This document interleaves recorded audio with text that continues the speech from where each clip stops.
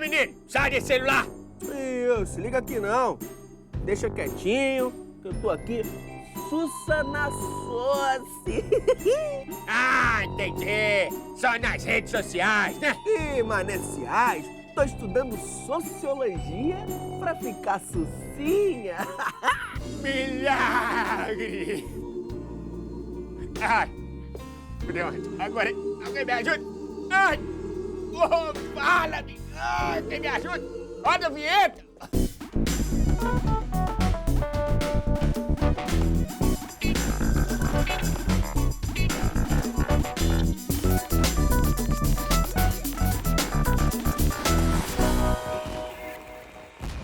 E é isso aí, chega mais! Hora do Enem no ar! E hoje é dia de mergulhar na sociologia.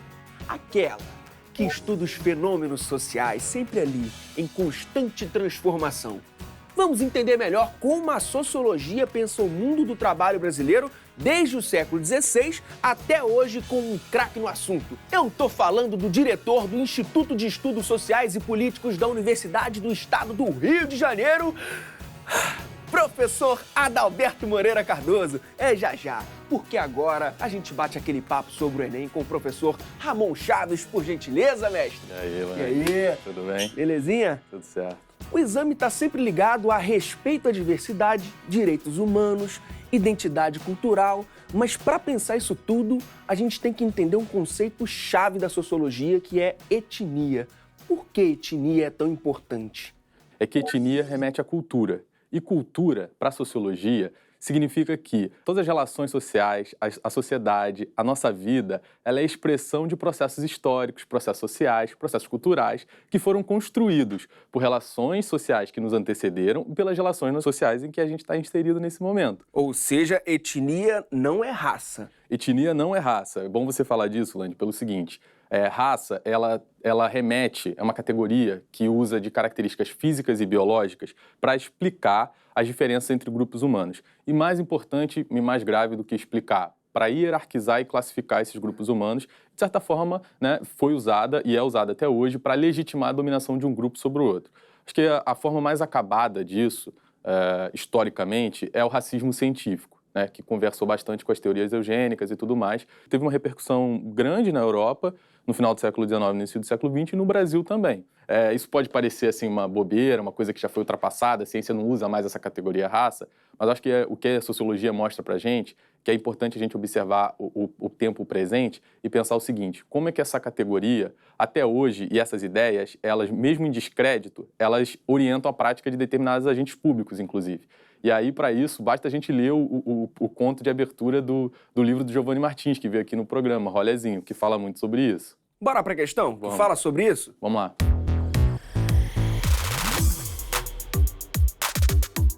É a questão 58 do caderno azul do Enem de 2017, primeira aplicação. Por gentileza, professor. Muitos países se caracterizam por terem populações multiétnicas. Com frequência, evoluíram desse modo ao longo de séculos. Outras sociedades se tornaram multiétnicas mais rapidamente, como resultado de políticas incentivando a migração, ou por conta de legados coloniais e imperiais. É um trecho de um livro de Sociologia do Antônio Guindes. Do ponto de vista do funcionamento das democracias contemporâneas, um modelo de sociedade descrito demanda simultaneamente, e aí a gente vai para as opções. Antes de tudo, professor, o que são sociedades multiétnicas? Aqui no enunciado, o autor trabalha com a ideia de populações multiétnicas. Eu faria uma diferenciação entre populações multiétnicas e estados multiétnicos.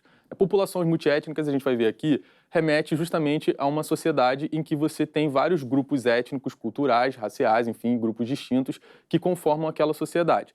Um Estado multiétnico é mais do que isso. É um Estado que toma como a sua política principal, uma agenda, uma política central na sua agenda, o reconhecimento dessa diversidade, tá certo? E políticas que reforcem a interculturalidade. E como o Brasil se tornou multiétnico?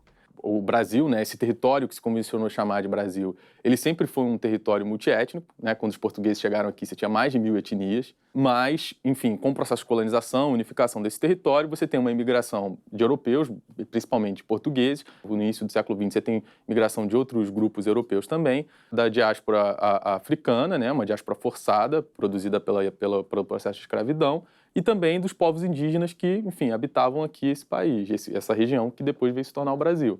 Então, o Brasil é uma sociedade multiétnica que, pensando a partir do enunciado, que foi produzida a partir de um legado colonial. Com tudo isso em mente, bora resolver a questão. Remete à universalização de direitos, alargamento da democracia e respeito à diversidade. E mais do que respeito à diversidade, e aí já, enfim, discutindo um pouco mais a questão, é justamente dar espaços iguais, possibilitar discussões, não só garantir que uma inclusão, mas também alimentar um protagonismo desses grupos que foram historicamente relegados ao quintal da casa, ao quintal do país. Ou seja, uma diversidade étnica fortalece a democracia. Sem dúvida. Para usar uma imagem matemática, existe uma relação proporcional, né? Quanto mais democracia, mais, no contexto atual, uma sociedade multiétnica. Quanto mais uma sociedade multiétnica, mais democrática. Então, confirmando, o gabarito é a letra B, é isso? Letra B, universalização de direitos e respeito à diversidade. Então, bora ver mais uma questão? Vamos lá. Aí, a questão 50 do Enem de 2017, caderno azul, primeira aplicação. Esse é um artigo da Constituição de 88, é o artigo 231, que diz exatamente o seguinte: são reconhecidos aos índios sua organização social, costumes, línguas, crenças e tradições, e os direitos originários sobre as terras que tradicionalmente ocupam, competindo à União demarcá-las, proteger e fazer respeitar todos os seus bens. A persistência das reivindicações relativas à aplicação desse preceito normativo tem em vista a vinculação histórica fundamental entre, eu acho que é importante dizer, e não à toa a Constituição de 88 caiu aqui, ela é mobilizada aqui para falar dessa questão indígena. A Constituição de 88 ela produz uma inflexão no tratamento que o Estado brasileiro sempre deu aos povos indígenas. Então sai aquela, pelo menos do ponto de vista legal, né, do ponto de vista normativo, sai aquele tratamento tutelar e garante aos povos indígenas a sua cultura, a produção e reprodução da sua cultura e o seu espaço territorial. A resposta é a letra C, espaço e sobrevivência cultural. Nenhum grupo consegue se manter vivo culturalmente se não tem um espaço físico, social, simbólico para permanecer se reproduzindo, criando, enfim, e dando continuidade à sua história. Identidade cultural, olha aí como é que tá. Pois é, exatamente, exatamente. E tem algum distrator aí, professor? Alguma que poderia gerar uma dúvida? Etnia e miscigenação racial, porque etnia parece ser essa categoria que é resposta para todas as perguntas quando se trata de diversidade cultural, e miscigenação racial, porque no Brasil, e é importante frisar isso, Lande, durante um certo período, a gente já falou sobre essa questão do racismo científico, se acreditou que, se produzindo uma miscigenação com a predominância da raça branca, nós teríamos um embranquecimento racial da população, e isso seria importante do ponto de vista do progresso. Mas tem uma obra fundamental de um autor chamado Gilberto Freire que vai justamente contra essa busca, né, de segregação e de exclusão de uma etnia na composição da população brasileira. Então ele defende a ideia de uma democracia racial. A tese dele é essa: o Brasil vive através da miscigenação em harmonia com essas três raças que compõem a população brasileira. Só que, se você ter ideia de como isso foi importante, essa tese, no final da Segunda Guerra Mundial, a Unesco patrocinou um estudo que foi realizado pela Universidade de São Paulo, né, para ver se realmente havia uma democracia racial no Brasil, com o intuito de tornar isso um modelo internacional, né? E aí você tem um grande estudo, o estudo do Florestan Fernandes, né, que vai justamente mostrar o mito dessa ideia de democracia racial, identificando milhares de entraves, né, de dificuldades de ascensão social dos negros numa sociedade de mercado. E é bom lembrar que o movimento negro já vinha dizendo isso desde a década de 30, mas isso só é incorporado, digamos assim, pelo senso comum intelectual brasileiro quando a universidade produz esse estudo. E também, por isso, foi um estudo fundamental. Então, essa poderia ser um distrator, né? Mas talvez também essa ideia de progresso e educação ambiental, né? Porque como se há uma ideia também, né, enfim, em disputa aí nas políticas públicas, de que é possível garantir um progresso e desenvolvimento nacional, desenvolvimento industrial, basicamente, atrelado a uma responsabilidade social, uma responsabilidade ambiental, né? E, enfim, eu acho que, não à toa, a resposta é espaço e sobrevivência cultural. Show de bola. Então, chega mais, professor.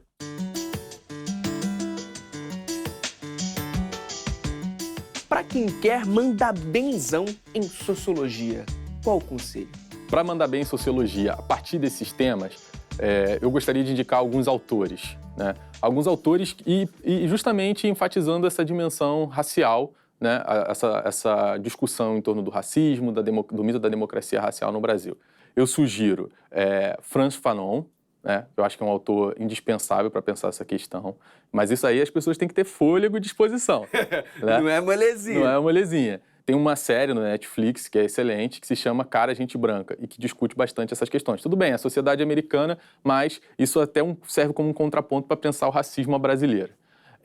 Tem também um antropólogo congolês que é radicado no Brasil, Kamembele Munanga.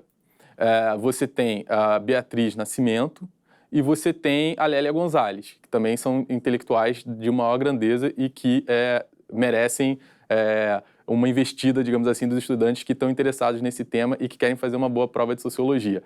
Para também, assim, dizer, olha, não quero me aprofundar tanto, eu sugeriria, porque está aí nas redes sociais, é uma autora que está publicando, Djamila Ribeiro, né, que é uma filósofa paulista. E quem gosta de ler jornal, eu sugiro Flávia Oliveira, que é uma jornalista excelente que está sempre passando por essas questões. Não tem nem desculpa, né? Pela quantidade de dica. Professor, só tenho a agradecer, cara. Valeu mesmo obrigado por a você, toda a Luiz. ajuda. Volte sempre. Valeu, obrigado. E a gente continua focado na sociologia. Agora, para falar de escravidão, formação de classe, mercado de trabalho, sindicalismo, relações de classe, tudo isso que faz parte do universo do trabalho. E quem vai ajudar a gente a entender esses conceitos é o professor do Instituto de Estudos Sociais e Políticos da Universidade do Estado do Rio de Janeiro, Adalberto Moreira Cardoso. Por gentileza, professor. E aí, seja bem-vindo. Obrigado, Lance. Tudo bem? Prazer estar aqui. Começando pelo começo, o que é sociologia do trabalho? É uma subdisciplina da sociologia geral que estuda relações de classe, formação de mercado de trabalho, sindicalismo, tudo que tem a ver com a obtenção de meios de vida por meio do trabalho. E por que é importante para o candidato do Enem conhecer a sociologia do trabalho? O Brasil passa hoje por uma crise muito séria, desemprego muito grande, o mercado de trabalho muito desorganizado. Teve a reforma trabalhista agora, que ela interferiu e mudou 80 anos da nossa história. E conhecer isso a fundo, saber as consequências disso, como é que vai ser, como serão as oportunidades de trabalho daqui para frente, isso é muito importante. E vários de nós, pelo Brasil afora, estamos dedicados a isso, neste momento, né, que é entender e tentar prever as consequências dessa reforma sobre a vida das pessoas. E você tem uma publicação chamada A Construção da Sociedade do Trabalho no Brasil. Então, assim, qual a importância dessa construção? Como ela se deu? Esse livro eu publiquei em 2010, ele cobre 250 anos da nossa história. Eu vou lá na escravidão para mostrar que, primeiro, junto com outros autores, e principalmente historiadores, que a escravidão é parte da construção da história do trabalho no Brasil. Então, a escravidão que nós conhecemos hoje não é a escravidão que eu aprendi na escola. Entendeu? Pois é. Você fala isso, né? Que a escravidão do século XVII não é a mesma do século XVIII, que não é a mesma do século XIX, nem a mesma do Rio de Janeiro, é igual a do Sul. Eu uso o termo regimes de escravidão para explicar essas diferenças. Então, por exemplo, o modo como os escravos eram usados nos engenhos de açúcar em Pernambuco ou na Bahia era muito diferente do modo como eles eram usados no sul do país, por exemplo, onde você tinha criação de gado, né? Então, os escravos ficavam numa situação muito mais aberta, viviam mais tempo. Em Pernambuco eles viviam muito pouco, na Bahia também, né? A esperança de vida era muito pequena. No Rio de Janeiro, na cidade do Rio de Janeiro, você já tinha uma situação diferente, né? Você tinha, por exemplo, a figura do escravo de ganho, que era o escravo que o patrão botava o escravo para trabalhar para ele, para ganhar, né? E, às vezes, esse escravo de ganho podia ficar com uma parte do dinheiro que ele conseguisse. Com isso, ele juntava recursos e conseguia comprar a sua alforria, né? Era muito difícil você ter escravos que comprassem a sua alforria lá em Pernambuco, na Bahia, ou mesmo no Rio Grande do Sul. Então, você tinha regimes de escravidão. Entrou muito escravo no Brasil do começo do século XIX até 1850, quando acabou o tráfico. E por causa da ameaça sempre constante de acabar o tráfico, foi quando teve o maior número de escravos que entraram, né, no país, foi nesses 50 anos. Essa grande entrada coincidiu, né, com a redução da escravidão em outras regiões do país.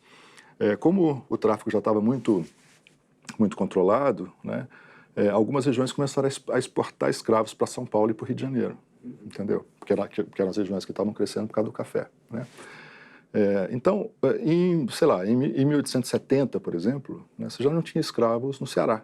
Você não tinha escravos em boa parte dos estados mais pobres do Nordeste, na região Norte e mesmo no Rio Grande do Sul. Então, a escravidão ela foi acabando devagar. Né? Quando veio a Lei Áurea, o Brasil chegou a ter 5 milhões de escravos. Quando veio a Lei Áurea, tinha 1 milhão de escravos. Ainda era muito. Né? A origem africana desses escravos ajudava a diferenciar? Sim, variou muito. Né? Veio escravos de várias partes da África em momentos diferentes da história. Né? Então, teve um momento que veio muito escravo de Angola e Moçambique, uma chegada grande de escravos do norte da África, na Bahia, em 1830, de escravos muçulmanos. E teve uma revolta muçulmana escrava na Bahia em 1830, uma revolta muito importante, que encheu de medo os donos de escravos do Brasil, porque achavam que os escravos poderiam se rebelar a qualquer momento no país. Né? Então, vieram escravos de várias partes da África em momentos diferentes da história, entendeu? Voltando a falar ali da época da Lei Áurea e tudo mais. Bom, nesse período, a abolição foi um pouco pressionada, né? Foi acelerada por conta da industrialização lá na Europa, né? Que estava bombando. Você tinha uma pressão grande da Inglaterra que resultou, por exemplo, na proibição do tráfico de escravos em 1850. A partir daí, era evidente que a escravidão ia acabar, porque se você não tem mais entrada de escravos, e à medida que os escravos que vieram para São Paulo de outros estados, essas fontes também foram se esgotando. Então, era sabido que ia acabar a escravidão. Não é? Ela demorou muito a acabar. De 1850 a 1888 é uma distância longa, são 38 anos, e que várias leis que foram instituídas nesse período, tá certo? Então havia uma pressão internacional, né? Não necessariamente vinculada com a industrialização, houve uma mudança de humores, digamos, do mundo em relação à escravidão moderna, né? Que era uma coisa que era condenada pela religião, né? A própria Igreja Católica passou a condenar isso a partir de um certo momento, embora ela aprovasse a escravidão no século XVII, XVIII, né? Tivesse escravos e não sei o quê. A partir de um certo momento, também a Igreja Católica se pôs contra. Né? Então, houve uma mudança, né, importante, cultural. Em todo o cenário mundial. Né? Isso, além da questão propriamente econômica. Né? A pressão econômica da Inglaterra que estava querendo mercados. Onde você tem escravo, você não tem mercado. Não tem comprador. Você não tem comprador, exatamente. Então havia essa pressão também. Né? Ou seja, a constituição de mercados para os países capitalistas em crescimento. Né? Isso houve também. Então a pressão não foi só sobre o Brasil, foi sobre todos os países que tinham escravos, né, para a adoção de economias de mercado, baseadas no trabalho assalariado.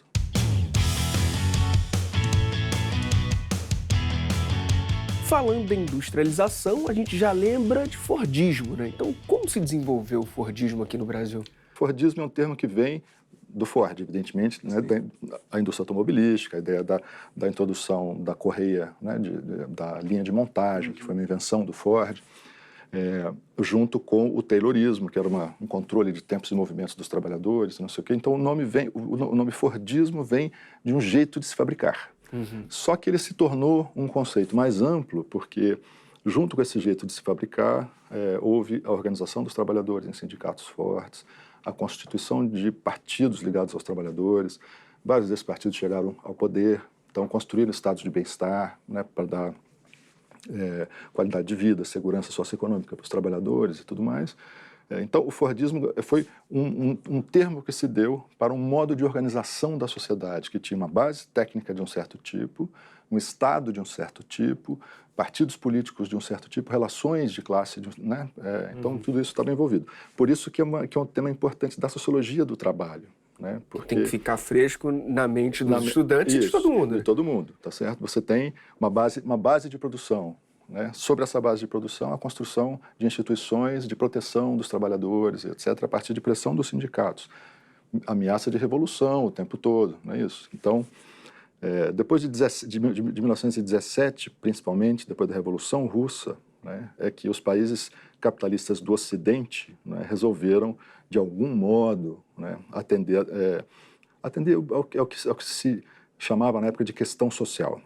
Né, reconhecer a questão social e agir para mitigar ou para melhorar as condições de trabalho e de vida dos trabalhadores. Então, redução de jornada de trabalho, proibição do trabalho de menores, proibição de trabalho de gestante, né? Então, proteção da vida dos trabalhadores, trabalhadoras, das crianças. Tudo isso é fruto da luta dos sindicatos, né? E o Fordismo é a expressão disso.